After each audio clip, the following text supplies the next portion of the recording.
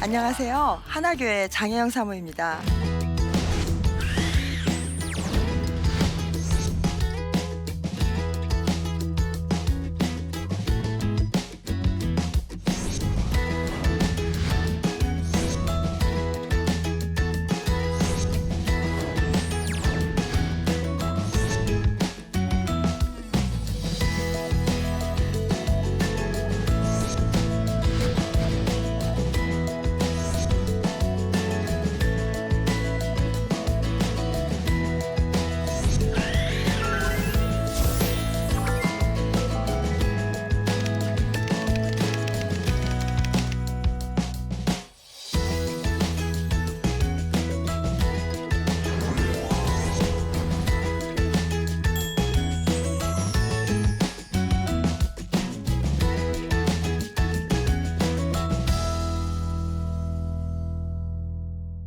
여러분은 자녀 양육을 하면서 기쁜 일도 많이 겪으셨겠지만 또 얼마나 여러 가지 어려운 상황들을 만나셨었는지요.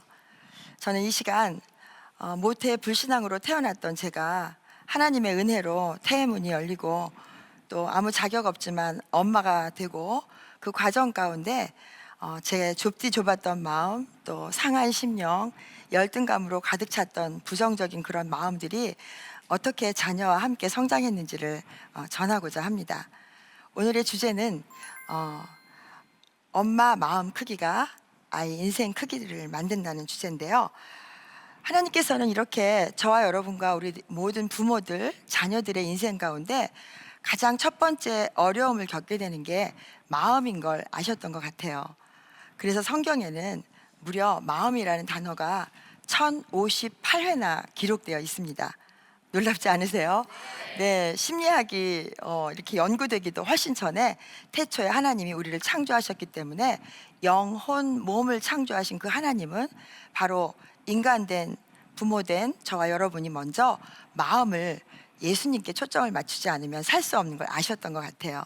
그래서 제가 성경 말씀 중에 정말 늘 어려운 일을 겪을 때 잊지 않는 말씀이 하나 있는데요. 잠언 4장 23절 말씀이에요. 모든 지킬 만한 것 중에 더욱 내 마음을 지키라. 생명의 근원이 이에서 남이니라. 아멘. 특히 엄마가 돼서 아이를 키우다 보면요, 여러분은 어떠셨는지 모르겠는데 저는 제 아들이 태어나자마자 미숙아로 태어나서 이제 의사 선생님께 생명을 보장할 수 없다, 또 장이 이상하다, 폐가 이상하다, 심지어 뇌성마비 증세가 있다는 소리를 들으며 아이가 인큐베이터에 실려서 이제 그렇게 응급실을 가게 됩니다. 그리고 무려 35일 동안이나 그 인큐베이터 안에서 사투를 벌이며 제 아들로 그렇게 하나님의 자녀로 성장해가는 첫 걸음을 떼게 되죠. 그때 저는 처음 배운 진리가 하나 있는데요. 태어난 지 불과 얼마 되지 않는 생명이라 할지라도 생사화복을 주장하시는 그 하나님께서 호흡하게 하시고 또 생명을 부어주시지 않으면 그 누구도 이 인생을 살아갈 수 없다는 그런 가장 평범하지만 놀라운 진리를 알게 되죠. 그때 배운 첫 번째 진리입니다. 한번 따라해 보실까요? 부모와 자녀의 인생의 주인은 오직 하나님 한 분뿐이시다. 어떻게 이 말씀이, 이 고백이 정말 믿어지시나요? 만약에 저와 여러분이 우리들의 인생의 주인이 나 자신이라면 우리는 적어도 저처럼 먼저 아이가 태어나서 미숙아로 실려간다든지 또 그 아이가 뇌가 이상하고 폐가 이상하고 장이 이상한 이런 이상 증세를 보인다든지 하기에는 아이를 출산하지 않겠죠.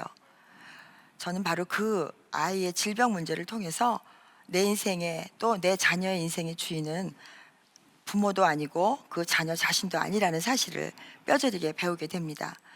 뿐만 아니라 그 하나님께서 창조하신 대로 이 아이를 길러주시지 않으면 우리는 아무도 부모도 될 수 없고 자녀도 될 수 없다는 사실을 알게 되죠. 그러나 문제는 제 아들이 그렇게 몸이 아플 때는 제가 그렇게 정말 성경적으로 마음을 먹고 그리고 생명의 근원이 이 마음을 지키고 그 마음 가운데 하나님을 모셔드리는 것으로 그렇게 여겼어요. 그런데 아이가 건강해지면서 저는 원래 본연의 모습으로 돌아오기 시작합니다. 아이가 건강해지자 여러 가지 욕심이 스멀스멀 기어오르기 시작하죠. 그럴 때마다 하나님은 저에게 지금 되돌아보면 아이를 통하여서 얘야, 욕심 부리지 말아라. 탐심 부리지 말아라. 탐심은 우상 숭배라 그랬는데 이 아이의 주인은 바로 나라는 사실을 삶의 상황을 통해서 일깨워 주셨던 것 같습니다. 그래서 하나님이 저에게 아이가 아플 때 울며 불며 응급실에 가서 기도할 때는 그 기도를 잘 들어주시고, 제가 또 응급실에서 나와서 아이가 병원에서 퇴원해서 일상생활을 할 때는 아마도 저의 어떤 기도도 듣지 않으신 채 멈추신 것처럼 그렇게 기다려 주셨던 것 같아요. 잠언 29장 25절에는 이런 말씀이 있어요. 사람을 두려워하면 올무에 걸리게 되거니와 여호와를 의지하는 자는 안전하리로다. 저는 그 무렵 사실 이제 태어나서 얼마 되지 않은 아이, 자주 병원에 입원하는 제 아들을 무척 두려워했던 것 같습니다. 게다가 지금 되돌아보면 산후 우울감까지 겹쳐서 이 아이가 하나도 사랑스럽지도 않고 또 이쁘지도 않고 사랑이 솟아나지도 않았어요. 저는 그 당시 잡지사 기자를 하고 있었는데 오죽하면 제가 직장 생활과 아이 기르는 일을 두 가지를 양립할 능력이 없음을 알고 이제 직장을 잡지사에서 우리 집 안방으로 옮기게 됩니다. 마치 아침에 눈 뜨고 출근하듯이 저는 제 아들 돌보는 일을 그렇게 의무적으로 책임감 하나로 하게 되죠.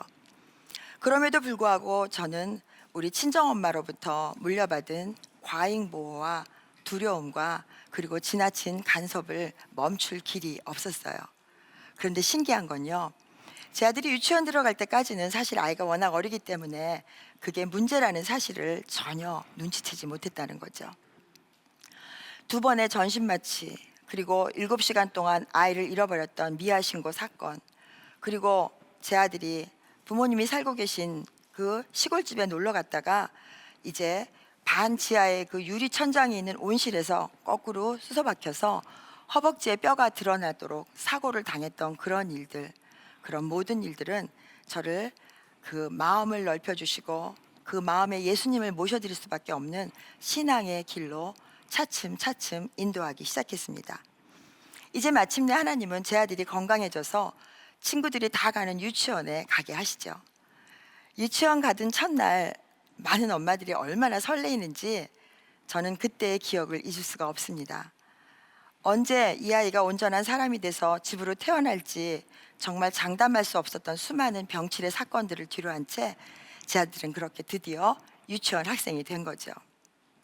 그리고 그때 저는 신명기 6장 4절에서 9절 말씀을 지식적으로 배워서 아이와 함께 말씀을 날마다 암송하고 그리고 기도를 한 후에 유치원에 보내는 그런 모범적인 엄마의 겉모습을 갖고 있었습니다.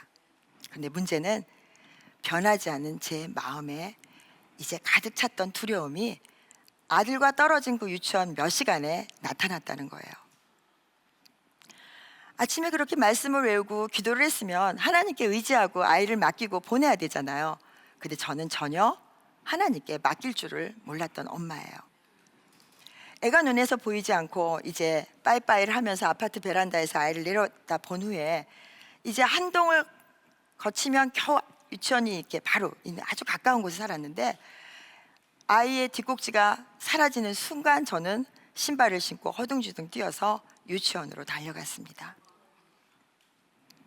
그리고 현관에 놓여 있는 신발장에 그 제 아들의 이름을 확인하고 실내화와 또 신고 간 신발이 제대로 바뀌어 있는지를 본 후에야 저는 안심을 하고 하루 생활을 시작하곤 했어요. 그 일에 관해서는 제 남편도 알지 못했고 제 아들도 알지 못했고 그리고 유치원 선생님도 알지 못했고 그 누구도 이 땅에서 알지 못했는데요. 제가 두 번째 책 엄마 마음 크기가 아이 인생 크기를 만든다는 그 책을 쓰는 동안 하나님은 그 옛날에 저의 두려움에 가득 찼던 그 시간을 생생하게 기억나게 하셨습니다. 아마도 이 시대의 많은 어머니들이 과거에 저처럼 그렇게 하나님을 믿는 것이 아니라 자신의 두려움과 염려에 끌려다니며 자녀를 양육하고 있는 모습 때문이라고 저는 감히 생각을 해보았습니다. 그래서 나온 두 번째 원칙입니다. 한번 따라해 보시겠습니다. 자식 걱정은 이제 그만하고, 자식 걱정은 이제 그만하고 하나님께 맡기자. 제 경험에 의하면요, 아무리 이렇게 결심하고 그렇게 말하고 또 이제 그렇게 마음에 심고 해도 실제 상황에 부딪히면요, 저처럼 오랜 시간 허둥거리거나 또 반복해서 하나님을 나의 하나님으로 믿지 못하는 사람처럼 그런 어리석은 행동을 하게 됩니다. 그러자 이제 하나님은 저의 인생에 제 아들이 그렇게 아무 문제도 없는데 엄마가 거듭해서 반복해서 간섭하고, 그리고 친구네 집에 가는 것도 용납하지 못하고 모든 친구를 우리 집에 오게 하고, 그리고 다른 친구들은 이제 고수부지도 놀러 가서 자전거도 타고 또 운동장에 가서 마음껏 공놀이도 하는데 저는 그것이 사랑인 줄 알고 저의 집착과 두려움을 아이에게 쏟아붓기 시작하죠. 그때 하나님은 제 인생에 두 번째 시련을 허락하십니다. 아이가 미숙아로 태어나서 그때까지 두려움에 제가 끌려다녔다면, 두 번째 시련은 이제 아이가 초등학교 들어갈 때 제 남편을 통해서 찾아왔습니다. 여러분은 남편과의 결혼 생활에 어떤 어려움이 계셨는가요? 알고 봤더니 하나님은 인생 막대기를 통해서 우리들을 서로 훈련시키시고, 그리고 우리들의 모난 부분을 남편과 아내가 만나게 하고, 그리고 하나님의 말씀을 기준으로 우리들의 마음의 크기도 넓혀가고 예수님을 우리 인생의 주인으로 모시게 하면서 그렇게 부모와 자녀를 키워가시는데, 사실 그때는 제가 그것이 하나님의 섭리인 줄 몰랐어요. 37살밖에 되지 않은 남편이 직장에서 건강검진을 했는데요, 심장병 환자임이 드러났습니다. 저는 지금 목사님의 아내가 되었지만 그 당시 제 남편은 대우건설 회사에 다니고 있었던 평범한 직장인이었어요. 그래서 남편이 계속 진급도 잘하고 직장일도 착실하게 하기 때문에 이렇게 남편이 점점 승진도 잘하다 보면 제가 건설회사 사장부인 되는 거 아닌가 하는 헛된 꿈을 꾸던 시절입니다. 그런데 하나님은 제가 붙잡고 있었던 하나님 이외의 세상 것을 이제 그 발판을 빼기 시작한 것이죠. 그동안 미숙아로 태어난 아이를 그렇게 건강하게 지켜주시고 또 내 아이의 인생의 주인이 내가 아닌 걸 가르쳐 주시고, 내가 아무리 걱정해봤자 염려함으로 키도 한 자도 더할 수 없고, 그리고 염려하는 것 자체가 불신앙인 걸 이제 지식과 상황을 통해서 배웠지만, 남편이 심장병 환자라는 게 드러나자 여지없이 저의 원래 있었던 죄된 모습이 솟구쳐 올라오기 시작했어요. 정말 부끄러운 고백인데요, 처음 한 2년 정도는 우리 남편을 살려보겠다고 유명한 병원은 다 데리고 다니면서 정신없이 울고 다니며 또 유명하다는 교회 기도원은 다 따라다녔던 것 같아요. 그런데 그것은 역시 믿음이 아니라 제 두려움과 저의 욕심 때문이었다는 사실을 알게 되죠. 결국 그 심장병은 제 남편으로 하여금 하나님 앞에서 본인의 실존에 대해서 다시 한번 생각하게 하는 계기가 됐고요, 저에게는 죄성인 그 죄로 가득한 저의 마음들이 믿음이라는 이름으로 잘 포장되었다가 여지없이 드러나 이제 하나님 앞에 조명받고 상한 마음이 치유받는 그런 시간이 되었습니다. 그때 그중에 엄마와 아빠의 상태를 보면서 이제 맨 처음에는 엄마가 아빠를 어떻게든지 고쳐보겠다고 따라다니다가 틈틈이 엄마와 아빠가 부부싸움 하는 모습을 보며 제 아들은 아마도 인간의 삶에 대해서 어린 시절 충격을 받았을 것 같습니다. 여러분은 부부싸움을 얼마나 하고 계신가요? 저는 부끄럽지만 남편이 가장 연약할 때, 아플 때 정말 비겁하게 남편에게 부부싸움을 걸었던 악한 아내였습니다. 그동안 남편이 돈을 잘 벌고 직장에서 인정받고, 그리고 내가 볼 때 아무 문제가 없었을 때는 저는 제가 남편을 사랑하는 줄 알았었어요. 그런데 남편에게 건강에 문제가 생기고, 그리고 남편이 자신의 건강을 통해서 의사 선생님이 당신의 심장의 기능을 갖고는 이제 비록 30대지만 이제 이 심장이 보통 일반인보다 한 3배 정도 확장이 되어 치료법도 없고, 그리고 당신의 심장을 통해서는 돌연사의 위험이 있을 뿐만 아니라, 그리고 치료법이 없기 때문에 잘 관리하며 70대와 같은 생활을 해야 된다는 사실에 저는 분개했습니다. 다시 한번 저의 불신앙은 여지없이 드러났고, 제 마음에 있었던 쓴뿌리들은 일찍 돌아가셨던 아버지의 아픔과 함께 남편을 향해 여지없이 공격하며 악한 아내의 모습으로 돌변했죠. 참 감사한 것은 그 시절 제가 아무리 싸움을 걸어도 제 남편은 마치 도살장에 끌려가는 예수님처럼, 그리고 십자가에 그렇게 마지막 십자가를 지고 가실 때 말씀이 없으셨던 예수님처럼 제가 아무리 부부싸움을 걸어도 입을 닫은 채 말하지 않았다는 거예요. 그렇게 5년의 세월이 흐르게 됩니다. 하나님은 그 시절 제가 성경 말씀을 통해서 내가 왜 이렇게 악한 존재가 되었는지를 처절하게 깨닫게 하셨는데요. 그 세 번째 원리로 제가 묵상했던 말씀을 전하면서 저와 여러분의 마음 가운데 있는 그 죄의 뿌리를 한번 만져보기로 하겠습니다. 세 번째 원리는 바로, 한번 따라 하실까요? 부부가 불순종하면 자녀가 큰 피해를 입는다.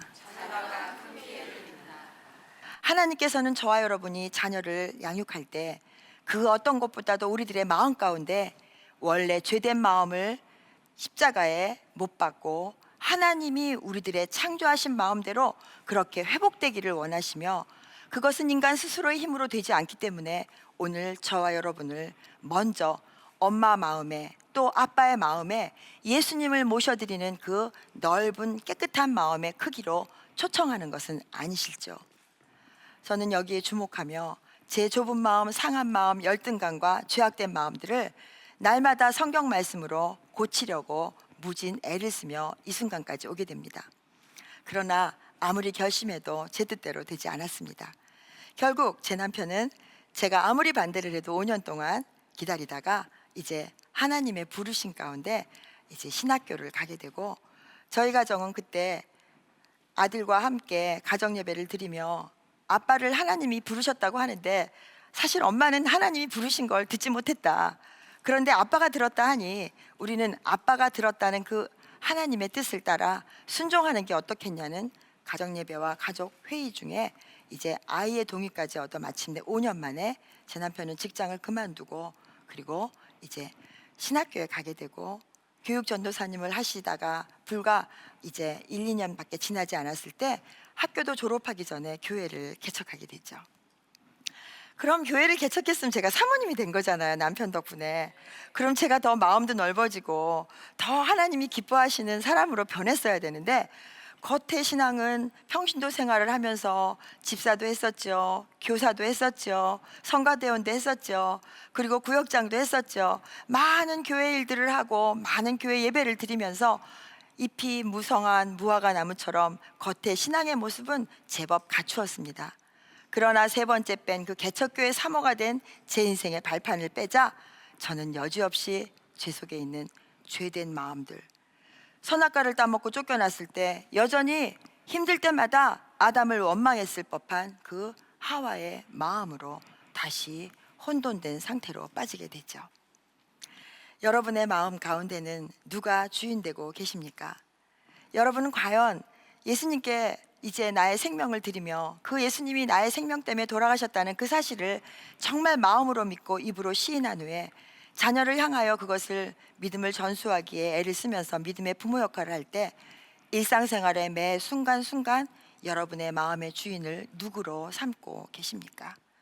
혹시 과거의 저처럼 겉에서는 이제 교회에 나온 지 얼마 되지 않아 점점 신앙이 자라는 것처럼 예배에 잘 출석을 하고, 그리고 마음 가운데는 말씀을 암송하면서 말씀으로 잘 아이를 키워보겠다고 그렇게 결심을 하고, 그러나 일주일에 168시간 중에 세상 사람들에게 보여주는 시간, 교회 예배 드릴 때 교회 식구들에게 보여주는 시간 몇 시간을 제외한 후에 저는 그 모든 거의 160시간이 넘는 시간들은 제 인생의 주인을 여전히 제 자신이라고 여겼던 적이 한두 번이 아닙니다. 그럼에도 불구하고 하나님은 저를 기다려 주셨습니다. 그때 배운 놀라운 진리가 하나 있습니다. 부모인 저와 여러분은 우리 자녀들에게 선생님이나 멘토가 돼서는 안 된다는 사실입니다.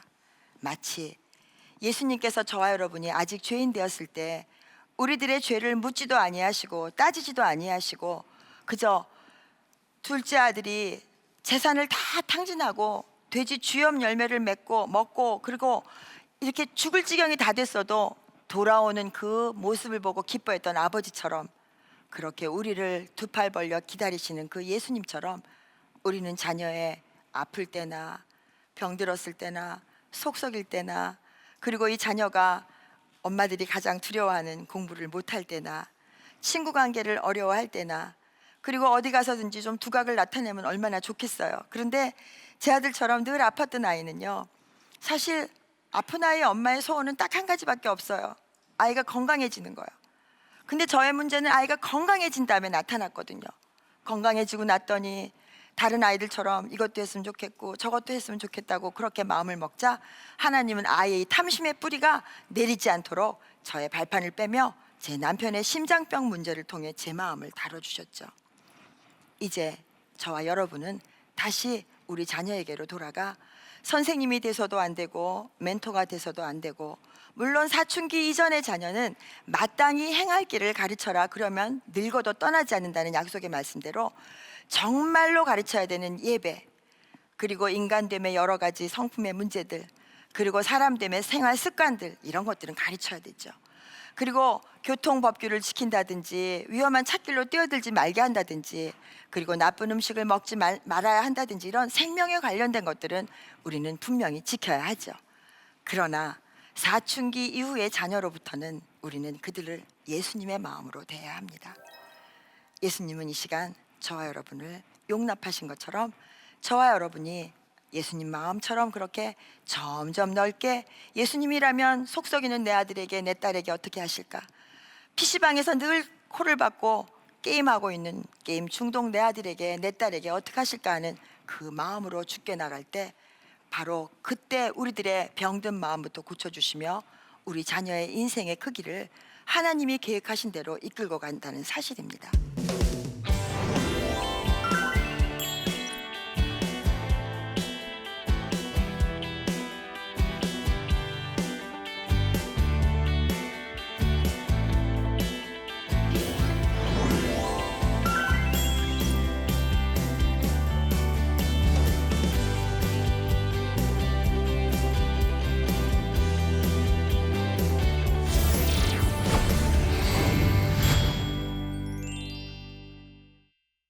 질문이 몇 가지 들어왔다고 하셔서 이 시간 강의를 마치면서 여러분이 주신 질문을 우리 한번 함께 생각해 보기로 하겠습니다. 말씀을 기준으로 양육하려다가도 뜻대로 되지 않는 아이 때문에 금세 무너지고 맙니다. 엄마 마음은 어떻게 다스려야 할까요? 아이와, 특히 속썩이는 아이와 말 안 되는 아이와 함께 있다 보면 엄마의 본능이 그대로 나오죠. 어떠세요? 막 우리가 언제 그렇게 헐크 같은 목소리와 표정을 할 수 있는지 아이를 키워보면 아는데요. 여기 질문하신 어머니는 정말 신앙적으로 잘 살아보려고 고민이 많으신 어머니 같아요. 그런데 뭐든 지킬 만한 것보다 마음을 지키라는 이 말씀을 먼저 암송할 것을 저는 권해요. 그리고 사람을 두려워하면 올무에 걸린다는 그 하나님의 경고의 말씀도 마음판에 새기면 우리들의 이 말씀이 히브리서 4장 12절에 있는 대로 우리를 이렇게 인도하시죠. 하나님의 말씀은 살았고 운동력이 있어서 좌우에 날선 어떤 검보다도 예리해서 우리들의 혼과 영과 및 관절과 골수를 찔러 쪼개는데요. 이렇게 마음이 잘 안 다스려지는 어머니는요, 하나님께 분노에 관한 말씀, 두려움에 관한 말씀을 가르쳐 달라고 검색을 하셔서 성경에서 찾으셔가지고요, 설거지 안에 싱크대에도 붙여놓으시고요, 냉장고에도 붙여놓으시고 화장대에도 붙여놓으시고 거듭해서 그 마음을 다스리는, 바로 제가 지금 전한 말씀들을 거듭 자녀와 함께 암송하실 것을 권합니다. 그때요, 당장은 되는 것 같지 않아요. 그런데 하나님이 도와주시고요. 또 하나, 야고보서 1장 5절에 있는 대로 하나님, 저는 왜 이 순간에 화가 날까요? 이 순간에 화가 나는 이유를 주님은 아시지요? 하고 여쭤보는 기도를 하면서 체크리스트 기도 제목에 한번 노트에 써보세요. 그러면 반드시 이 문제가 다뤄지는데요. 어떤 건 바로 그렇게 마음만 먹어도 다뤄지고요, 어떤 건 제 경험에 의하면 10년, 15년이 지나도 자녀는 해결되지 않아요. 그러나 그 자녀를 용납하는 제 마음의 크기가 넓어지며 예수님이 그 아이를 직접 다스리는 은혜를 체험하게 됩니다. 어떻게 답이 되시나요? 그리고 또 한 가지, 냉수를 한 컵 마시면서 주님과 눈을 맞춰보세요. 그러면 화낼 수 있는 그 순간을 넘어갈 수 있습니다. 두 번째 질문입니다. 무조건 아이를 감싸주시는 시부모님 때문에 아이가 점점 버릇이 없어지는 것 같아요. 어떻게 하면 좋을까요?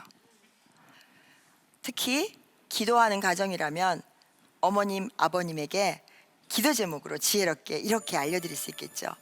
어머니, 우리 누구누구가 어머니만 보면은 이렇게 너무너무 좋은가 봐요. 할머니한테 가서 맨날 어리광 부리는데 어머니 이걸 기도해 주세요. 이 아이가 언제까지나 어리광 부리면서 다닐 수는 없잖아요. 어머니, 우리 함께 우리 아이를 위해서 이 아이가 잘 성장해서 어디 가서나 이렇게 어린 양 하지 않고 이 아이가 인정받고 하나님을 기쁘게 해드리고 그리고 사람들에게 환영받는 그런 성품을 갖도록 기도해 주세요. 그렇게 기도 제목을 내놓잖아요.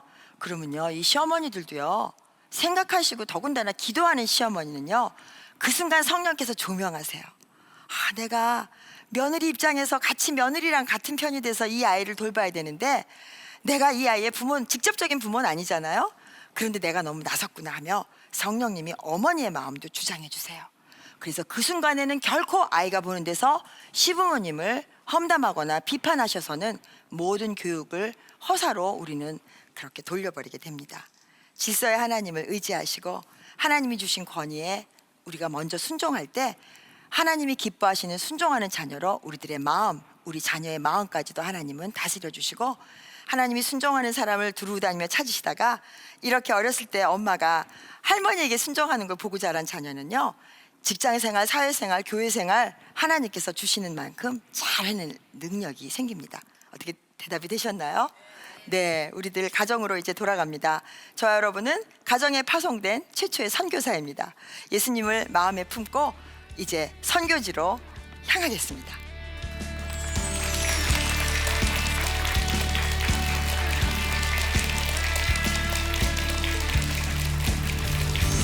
하나님은 이제 마지막 세대를 향하여 하나님과 동역할 인물들을 각 가정에서 찾고 계십니다.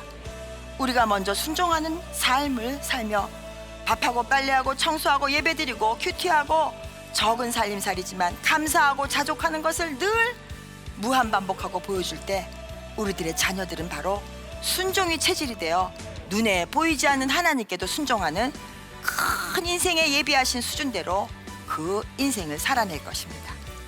이제 우리들의 차례입니다. 여러분의 마음, 저의 마음에는 무엇이 기준이 되어 있습니까?